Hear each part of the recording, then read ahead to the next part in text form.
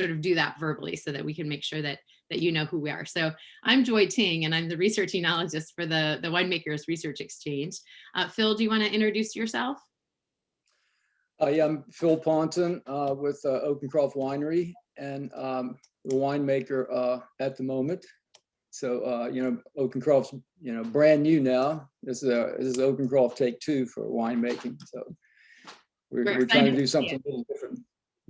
Yeah. And how about you, Michael?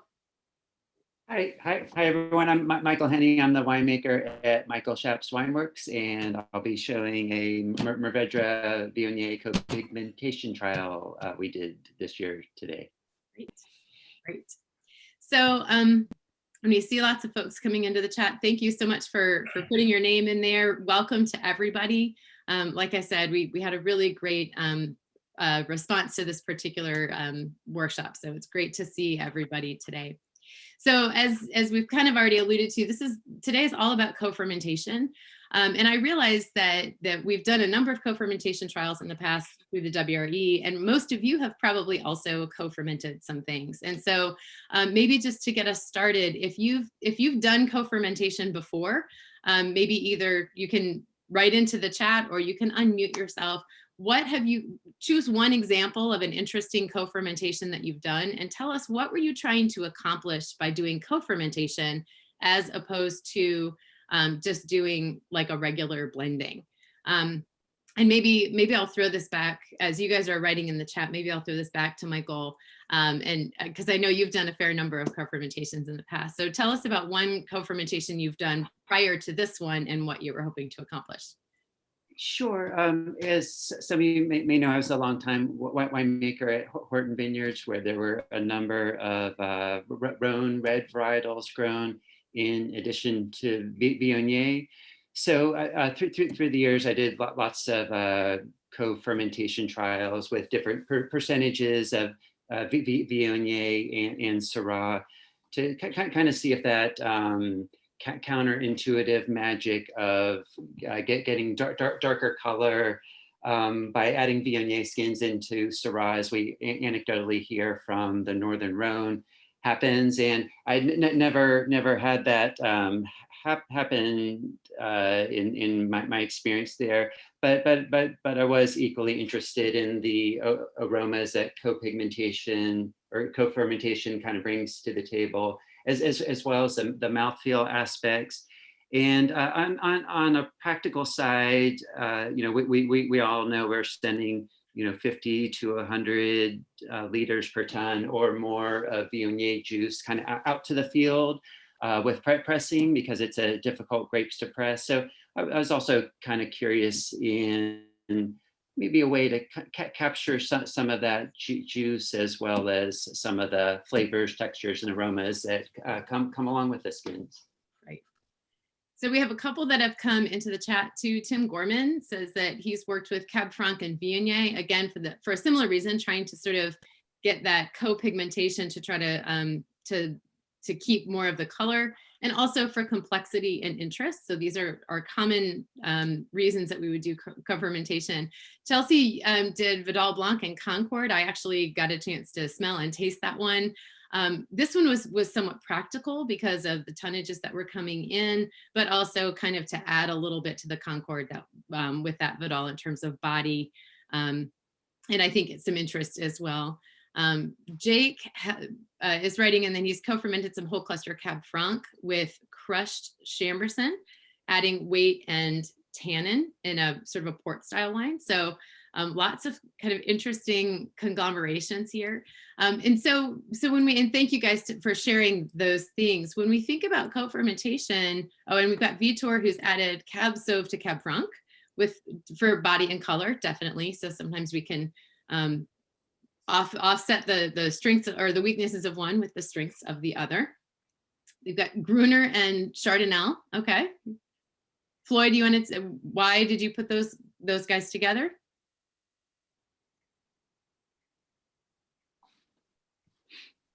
I'll give Floyd a minute to write, to type there.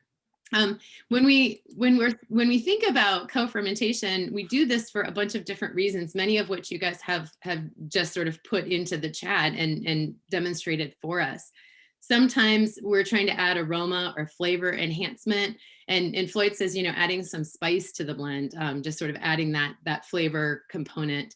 Sometimes we're trying to balance some things texturally. And I think that what Vitor was saying, Jake and Chelsea are talking about that a little bit too. And then this color enhancement that Mike and Tim have brought in that come through some co-pigmentation. And then some of it's just practical, like Chelsea was saying, with some logistical things in terms of tonnages. And sometimes we just have intermixed vineyards that, for a long time have been intermixed with each other, and it's more practical to pick those all at one time. So when we sort of think about what are the effects that we can see if we really do controlled experiments on that, most of those have been done with this idea of color enhancement in reds by putting a little bit of white in there. And it does seem to sort of have this variation in outcomes. So as Michael was saying, sometimes you do this co-pigmentation or this co-fermentation and you get better color, and sometimes you don't. And it seems like, at least in the studies that I was able to read, that it really does depend on the combination of varieties that you're looking at and somewhat the proportion of those varieties. And so we don't really know ahead of time, if we're trying new variety combinations, whether we're going to get that color enhancement or not.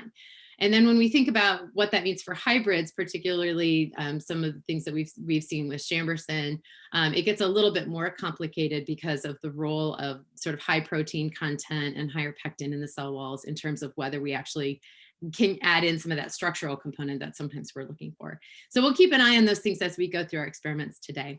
So flight number 1 that you guys had in the box that arrived on your doorstep, that was an experiment done by Michael Heny. So we're going to have have Michael talk us through this. So Michael, what was your experiment, and why did you want to do this experiment? What was your main question going into it, or questions? Sure. Yeah, this experiment has sort of a interesting story behind it. So this Morvedre is from Upper Shirley Vineyards, east of Richmond, and Taylor Dameron, the owner there, is a huge fan of Tannat. And in the winter of 2017, it was a super cold winter, and there was a lot of vine death in the Tannat block, so it was replanted. Last year in 2019 was the first year fruit was coming in at what we thought at that time was a Tannat block, but we're sampling the young vines versus the older vines separately, and we weren't seeing Tannat type numbers. So we kind of we weren't sure what we had at the time. It was kind of a mystery, but we made the wines separately, and then through some vine identification, we ID'd it as Morvedre, which was kind of interesting in that the same time this was unfolding, Taylor was wishing he's covered on kind of bold, dense red in his portfolio, but was looking for something a little lighter, a little more easier drinking. So it looks like maybe it was a blessing in disguise that was misplanted during the replant. So so the goal with this wine was to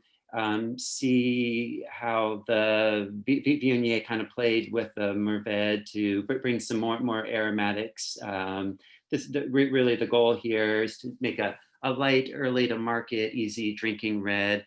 And in 2020, they got tons of rain east of Richmond, so it was a challenging growing season in that part of the state. So so the goal here was to compare what does straight Morvedre taste like versus Morvedre with some Viognier skins added in. Great.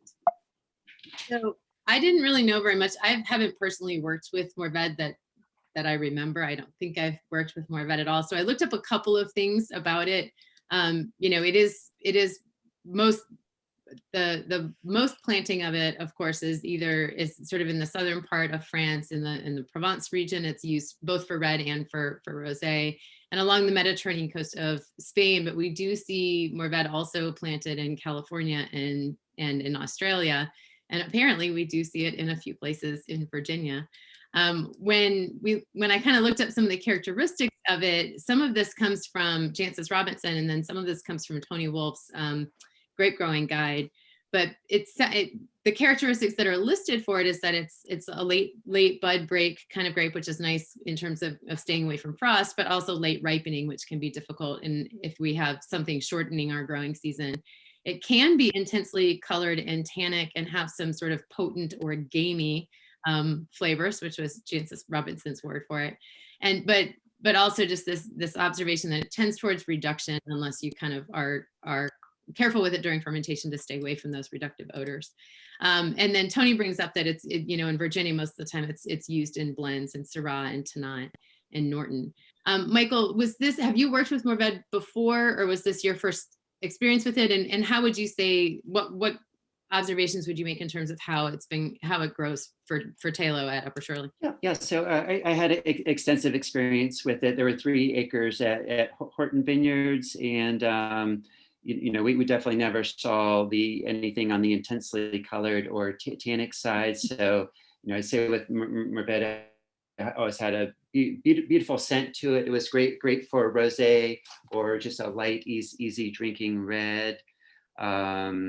And yeah, so never intensely colored, never tannic. So really just had to set expectations with a wine that you weren't going to be making something be confused with a wine from Mataro or Bandol, but rather just a easy drinking aromatic early to market red.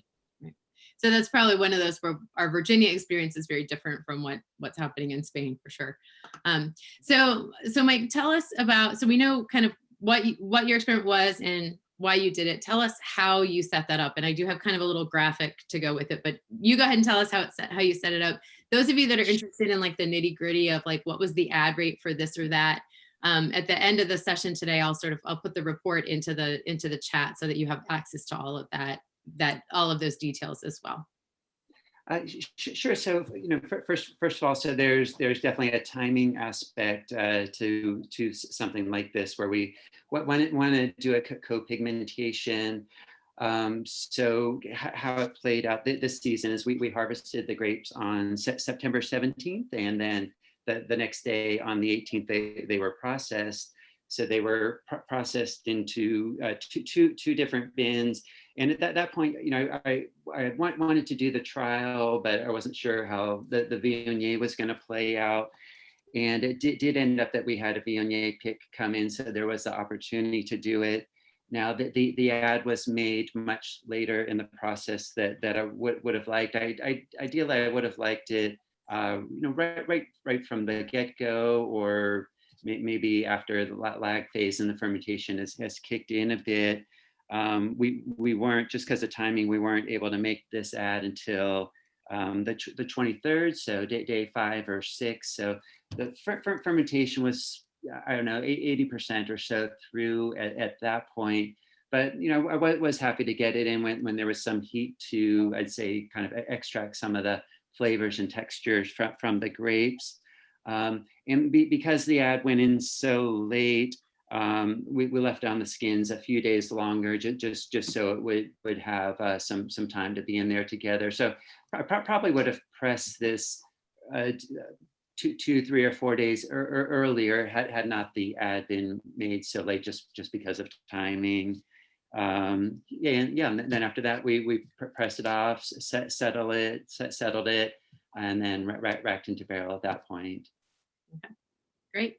So just to make sure it's clear, because this is a little bit different than what we're going to see in the next one, is the Morvedre itself was just destemmed into bins, but then the Viognier was pressed for juice to make Viognier, and it's the skins of the Viognier that were added into the bin, not the whole Viognier berry itself. So just to make sure that that's clear.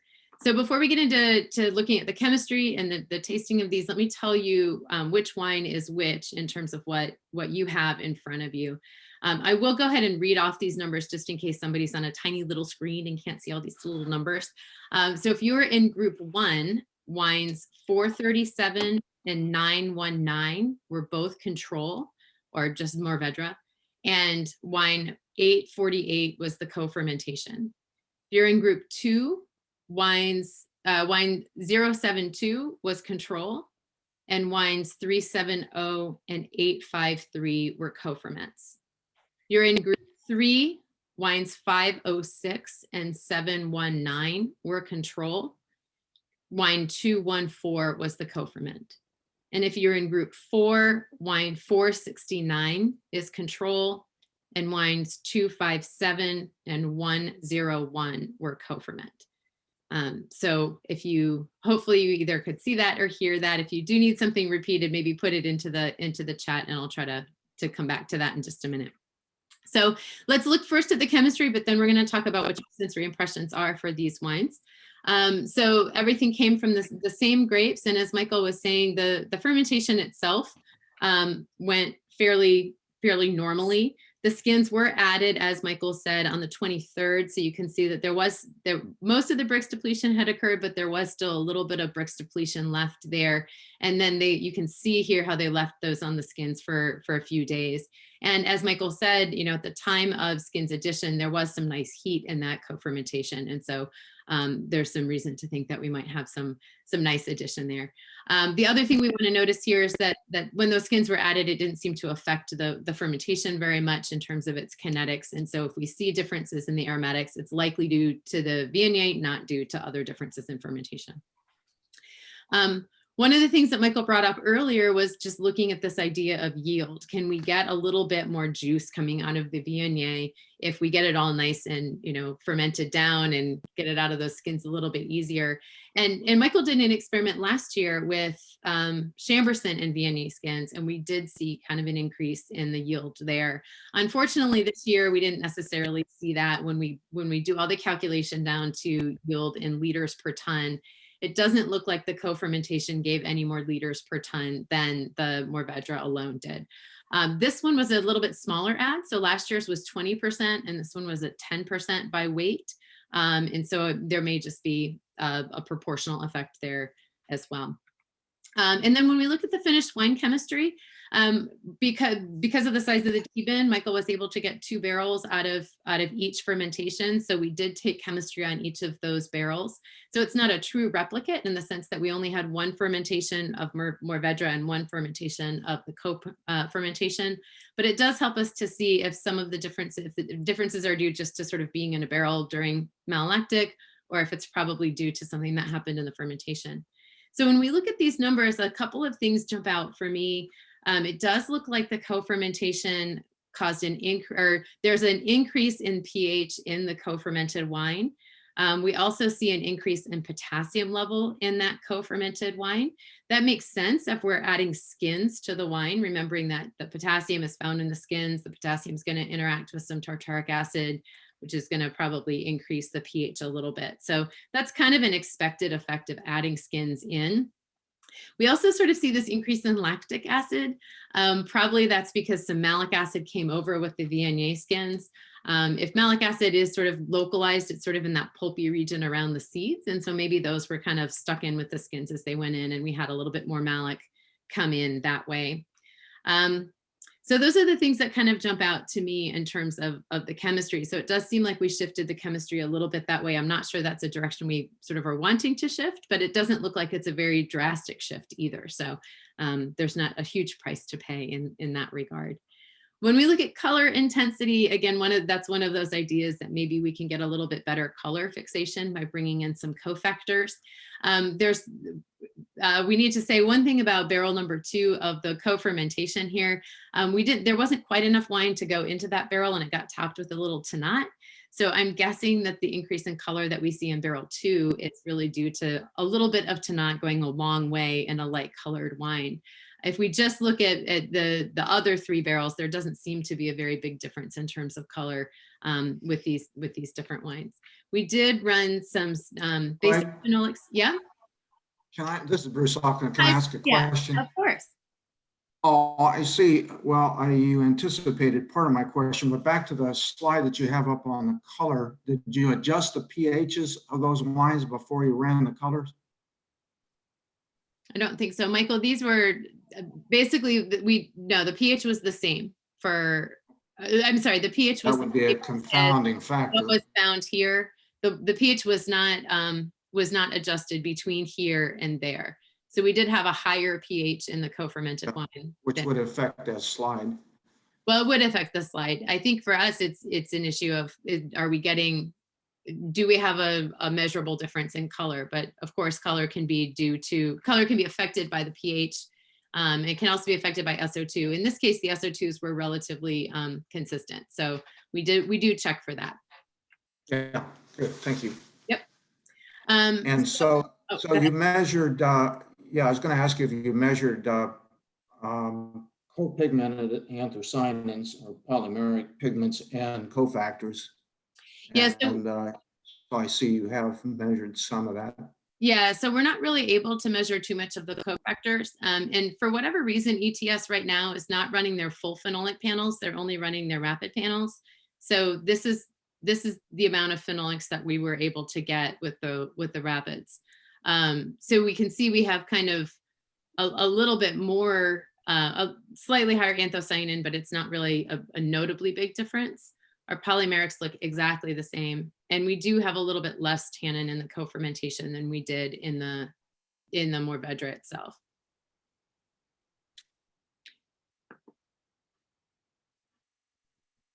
So and the other thing I think here, and Michael sort of brought this up earlier when we were talking about Morvedres, these are relatively light colored wines anyways, right? So we don't have very high levels of anthocyanin. We don't have high levels of color, probably just because, first of all, what Morvedre does in Virginia, but then also what Morvedre does in Virginia in 2020, which was a difficult vintage for sort of achieving a lot of color in the wine anyways. So yeah, Bruce, do you have it does not have a high concentration of cofactors. Pardon? Morvedre does not have a high concentration of color cofactors, which is right. About 30% of the spectral color. Right. So if we want to go back, let's go ahead and talk about what your sensory impressions were then. And for this, we will see if this works. I have a couple of poll questions for you. We'll launch the first poll. The first poll is really just, were you able to distinguish between the two wines? So when you did your triangle test, were you able to tell the difference between the co-fermented wine and the control wine? And this is completely anonymous, so nobody knows who is doing what. We'll give it a couple of minutes or a couple of seconds, maybe like 30 seconds to get all of them in there. And then the next question, once you've answered this poll question, maybe we can use the chat for the next question. The next question I would have for you is just, what were some of the descriptive terms that you were using to describe the wine? So if you were to describe this wine to somebody who had tasted it, what are some of the descriptive terms that you would use for these wines? And maybe you can, like I said, add those into the chat. And then maybe we'll have a couple people unmute themselves as we go. So just another maybe 5. So we'll end the poll at a minute. So if you haven't voted, it's time. Okay, it looks like we have about 63% of people were able to distinguish between the wines. So when I run my statistical test on that most likely will come up as statistically different in terms of being able to do that. Sorry, I forgot to share those with you. So again, 17 people said that they were able to distinguish, 10 said that they weren't. Why is that not going? There we go. Okay, so what about some descriptive terms for these wines? How would you, in terms of aromas or flavors, what were you picking up? Floyd says berries and cherries. Yeah, definitely. Other terms? Hopefully you have a little left in your glass. You can do this now too.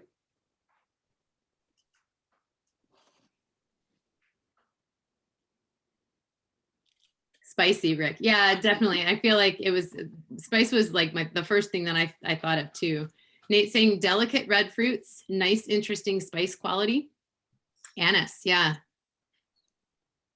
Melanie says in the co-ferment, she's picking up some orange, tropical, and fresh cherries. And so, I'm interpreting that she's not picking up that portion of it in the other wine. And yeah, if you want to tell us what sort of seemed, if you were able to tell the difference, what seemed different So Sharon is saying the nose had more woody or spicier notes.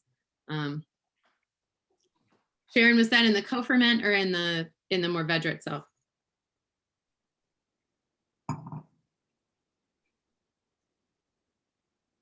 Anything else you're picking up? And again, if you could tell the difference, what seemed to be the difference?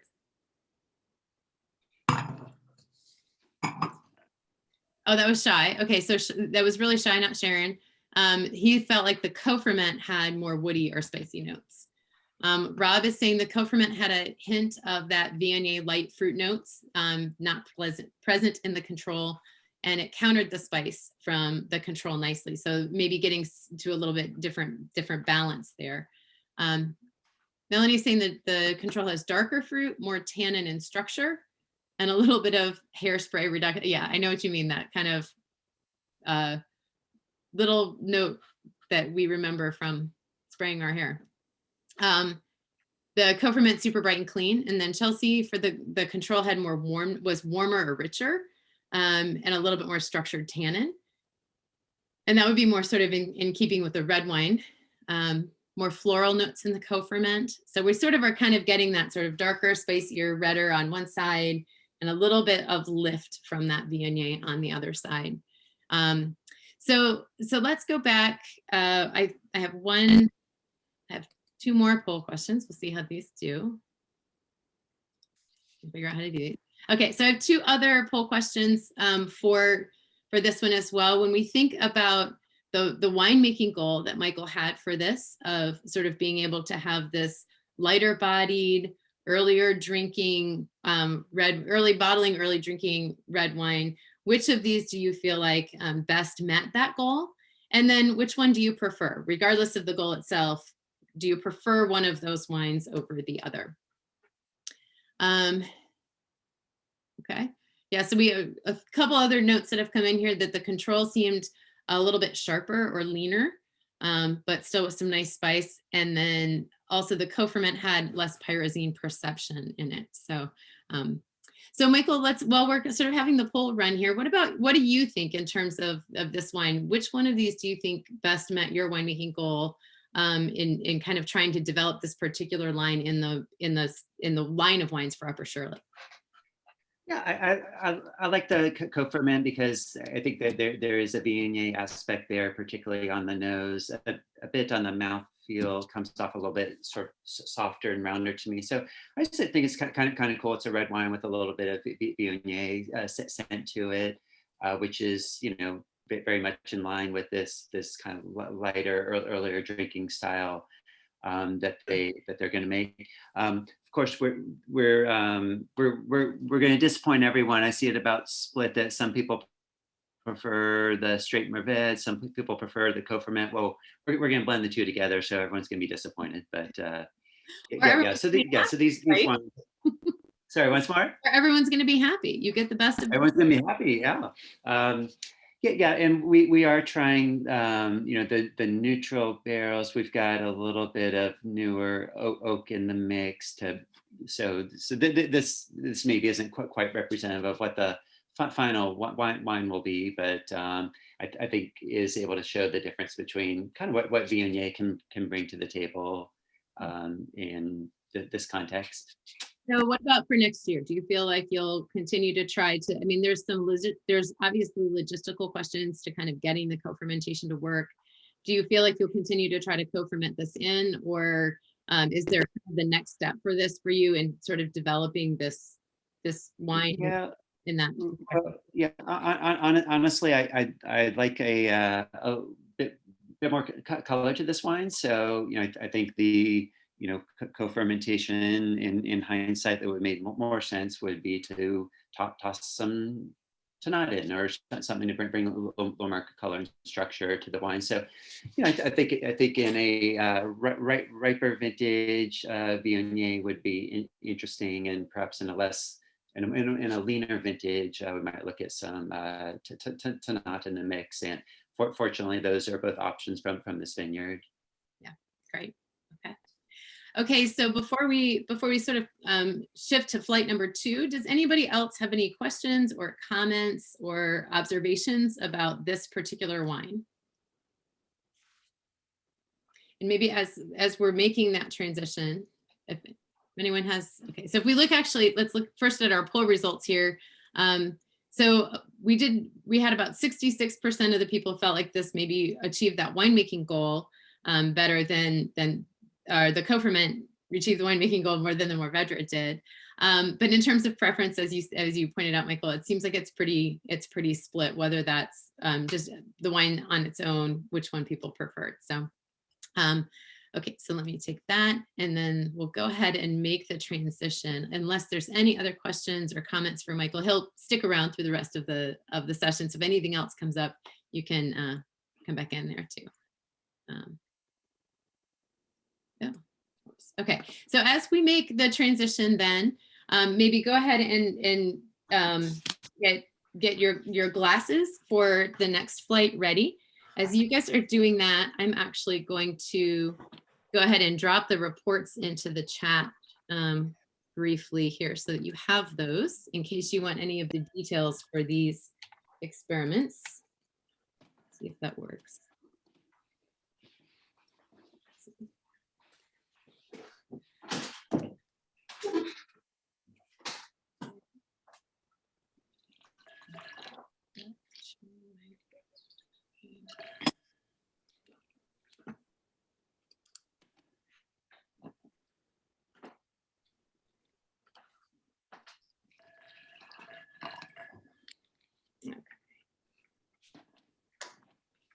Okay.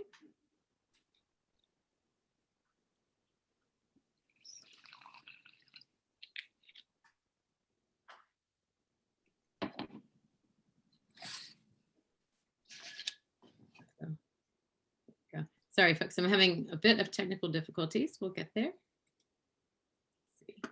There we go. Share that. There we go. Okay, good. Okay, so as everybody, hopefully everyone's been able to switch over their wines there. And so I'll bring in our second panelist for the day today, and that's Phil Patton. So Phil, tell us a little bit about what your experiment was and why you wanted to do this experiment. Yeah, well, so at Oakencroft, we have a block of old vine Chambourcin. When they break bud this spring, they'll be in their 36th leaf. And we don't carry a lot of fruit on them. And the fruit tends to be pretty concentrated and robust. So our goal was to co-ferment with a white grape, in this case, Vidal, and try to structure a more accessible, lighter bodied wine, with brighter fruit and, earlier drinking. That's what our goal was. So we'll see. I'm not sure of how this is going to come out, but I do like it. I also like the old, just straight Chambourcin too. So I'd be interested in hearing the folks' comments on this. Okay. So again, this is a co-fermentation of Chambourcin with Vidal. And it just, in contrast to our first flight, this one is with Vidal, all the grape of the Vidal, not just the skins of the Vidal. So again, when, thinking about Chambourcin just a little bit, this is actually a hybrid that was developed in France. It was developed between a vinifera, which wasn't actually, I don't know if anybody knows what vinifera it comes from. The source I was looking at didn't actually name that. And they just called it a wild American grape. But it is a hybrid that's been around since the 1950s. And it's grown quite a bit here in Virginia. Phil, you are one of the veterans of growing Chambourcin. Tell us a little bit about growing Chambourcin at Oakencroft and in Virginia. Yeah, we've had it there for a long time. It's really nice in the vineyard. We do it on a smart Dyson. It sort of lends itself to that. We have it on some soil in the Chester series, and it's well drained. Hardly have any problem with rot. And it will, we have some younger vines there too that will overproduce, but you know, I think if I had to pick one hybrid in a vineyard, it would be Chambourcin. Yeah, so it's one of those that I think does have a lot of characteristics that help it to grow nicely here in Virginia. Those loose clusters, good resistance to rot. It is a little bit later ripening. It's one of the later things to come into the vineyard or to the winery. It does have kind of a distinct peppery aroma is how it's described in the Grape Growers Guide. And it does tend to sometimes have some higher acidity and lower tannin. So when we think about how to treat this in the winery, those are sometimes some of the things we're trying to offset as we get all the benefit of that good rot resistance. Sometimes we're trying to offset some of those aromas in the winery. So so Phil, tell us a little bit about how you set up your experiment. Yeah, well, one of our goals was to sort of reduce that spicy, peppery element to it. So we set up, we destemmed into 2 separate bins. One bin 100% Chambourcin, the other bin the Vidal. Then we alternated the boxes of Vidal going in so they'd be well mixed. I don't know if that made any difference, but it seemed to. And the fruit that, you know, one of the challenges was, so we don't grow Vidal there, but we were able to partner with the folks at Barren Ridge, and we were able to pick on the same day, which was the 21st of September.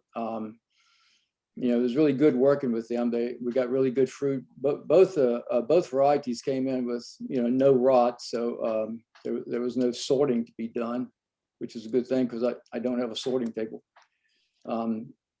So we went into separate bins, and the fruit chemistry was very similar. We kept them on the dock overnight. It went to 42 degrees that night, so they were well chilled. The bins were, let's see, we inoculated the next day with D254, and both fermentations went very smoothly and almost exactly in temperature and sugar depletion. So it was pretty easy, really. Once we the hardest part was coordinating getting the fruit picked on the same day. So that after that worked out, it went pretty smoothly. Good. Yeah, I think that's one of those things with co-fermentation is it worth it to sort of do that logistical dance of trying to get everything on the same day. And sometimes you end up picking something a little earlier, something a little late in order to try to get them together. So as we sort of jump into the chemistry, then let me go ahead and tell you which wines are which in front of you so that you can sort of compare what you've got, what the chemistry looks like to what you're sensing in the glass. If you're in group 1, wine 578 was control, and wines 106 and 376 were co-ferment. If you're in group 2, wines 798 and 808 were control, and wine 304 was the co-ferment. If you're in group 3, wine 131 and 153 were control, and wine 855 was the co-ferment. And if you're in group 4, wine 181 was control, and 355 and 684 were both co-ferment. So as Phil said, when we look at the fruit chemistry here, it was very similar between the two. So it doesn't look like adding that Vidal really made too much of a shift. And Phil, I think it was 15% Vidal. Is that, I gave you the 15%. That's it right. was 15%, yeah. So in this case, we had about 15% of the volume of the weight of the fruit was Vidal. And again, we don't see a big shift there in terms of the fruit chemistry. And again, the fermentation kinetics, it went very smoothly. Didn't encounter problems there and didn't see big differences between the two. When we look at the general chemistry of the finished wine, again, the general chemistry is much the same. We don't see, like we saw the pH shift when we added just skins. We don't really see that pH shift in this particular case. And there's not a lot of difference that we're seeing in the chemistry there. It may have to do with the original chemistry of the Chambourcin and the Vidal having being at a pretty close range with each other. When we look at the color intensity, and I'm glad Bruce is on the call today because I have a question for him about about this. So Bruce, you'll see in just a minute what the question is. But when we look at the color intensity, this color intensity was taken in December.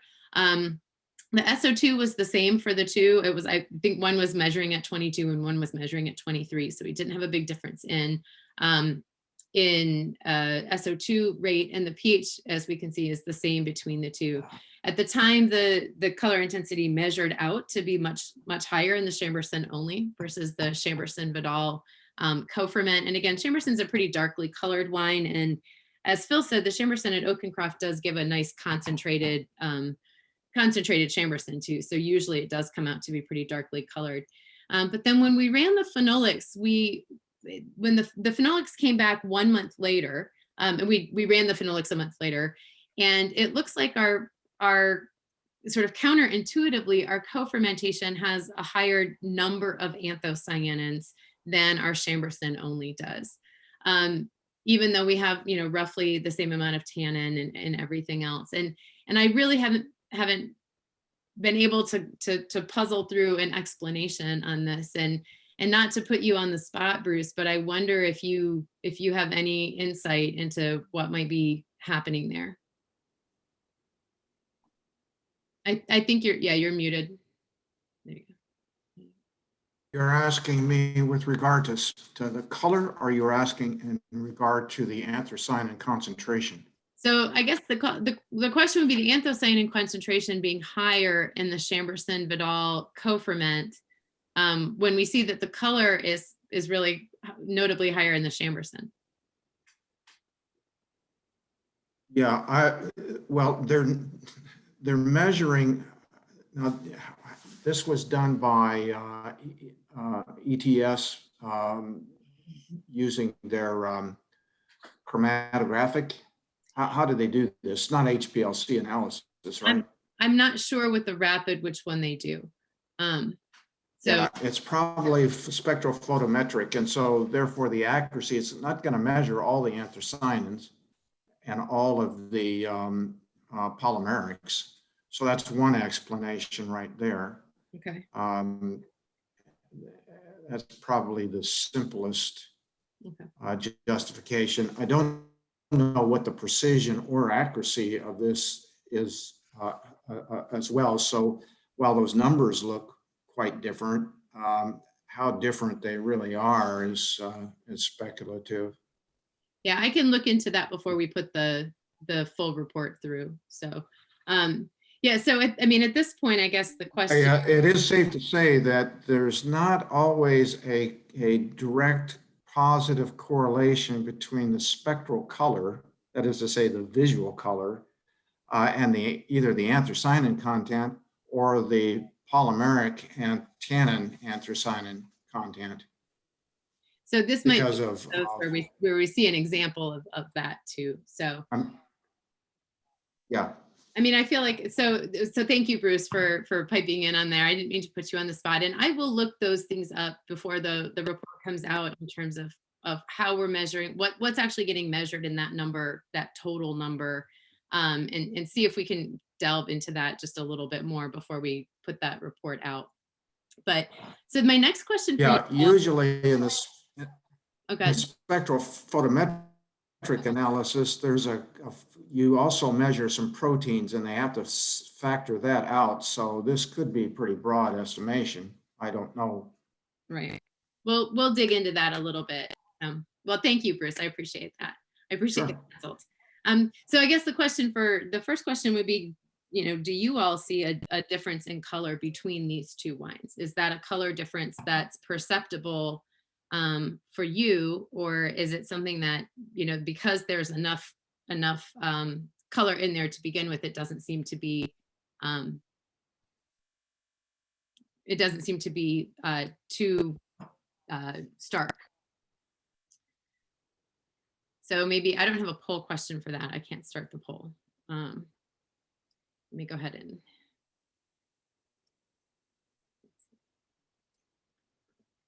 Okay, so I'm going to go ahead and launch the poll now. I've given you the numbers again.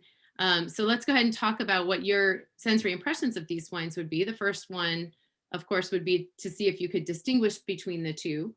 So let's do the same thing we did last time. So go ahead and write in there, and then maybe in the chat, if you can tell me, what are some of the descriptors that seem to be able to set these wines apart from one another for you. And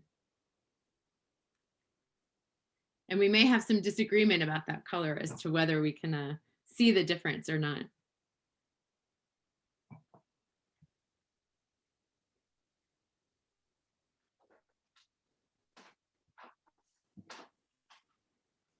So I see a number of you into the poll here. It looks like we do have a fair number of people that are able to tell the difference.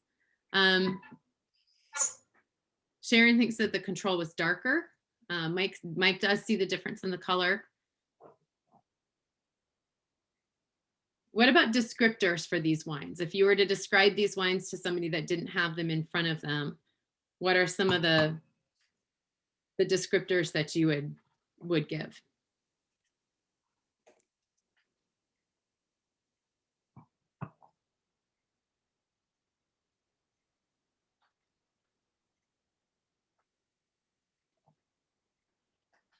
Okay, so AJ feels like the control was darker, and the co-ferment nose has a little bit of a bubble gumminess to it. So like a little bit of that's sort of like that brighter, happier fruit than some of that dark spice Chambourcin that we kind of see.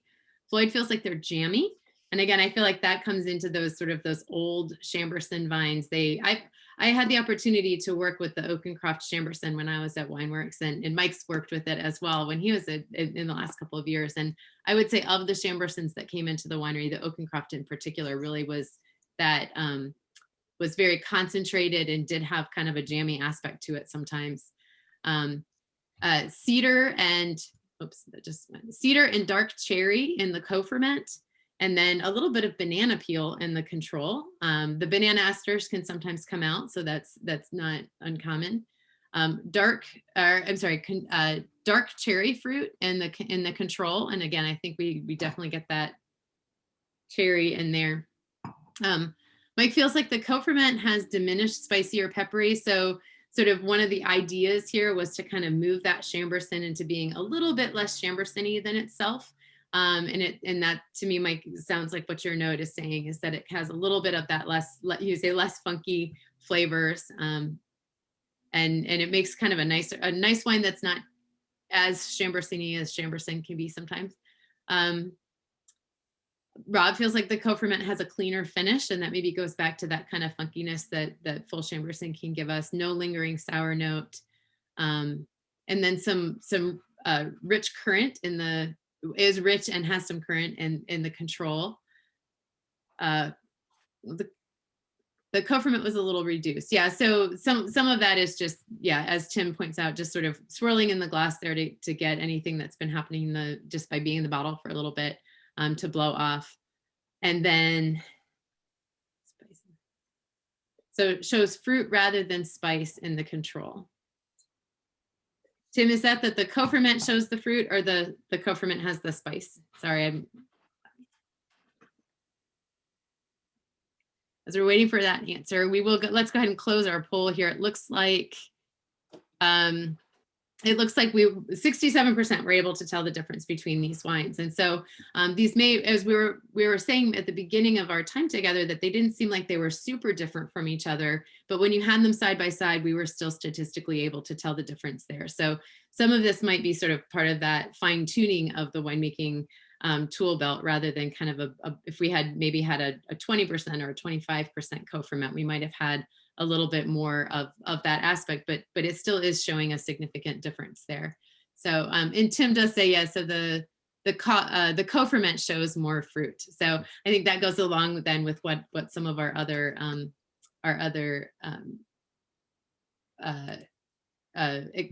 what the other feedback is saying. So, okay, so let's get back to Phil then. So Phil, your original idea here was to try to kind of get a little bit of lift in the Chambourcin. How do you feel about the co-ferment versus the Chambourcin itself, and what do you think you'll go to next?